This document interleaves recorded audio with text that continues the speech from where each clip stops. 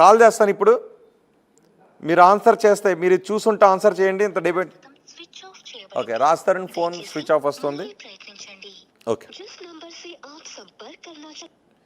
ఈ డిబేట్ని ఎంతసేపు కొనసాగించడానికి, దీని మీద ఇంత లోతుగా వెళ్ళటానికి కారణం ఏంటంటే, మనం ఏది విన్నదే నమ్మొద్దు, చెప్పింది నమ్మొద్దు. కొన్ని మనం చూసినప్పటికీ కూడా అందులో వాస్తవం ఉందో లేదో మనకు తెలీదు. ఇక్కడ ఒక ఆడపిల్ల నాకు అన్యాయం జరిగింది అని బయటకు వచ్చి ఒక చోట నిలబడి తనే బయటకు వచ్చి, తను వేరే ఒకరిని కాదు తనే బయటకు వచ్చి చెప్తుంది. కాబట్టి తన దాంట్లో ఏదైనా వాస్తవం ఉందా లేదంటే తన అబద్ధం చెప్తుందా అన్నది తెలుసుకోవాలి. ఎందుకంటే ఇన్ని రోజుల నుంచి తన బయటకు వచ్చి ఒక చోట నిలబడి చెప్తోంది.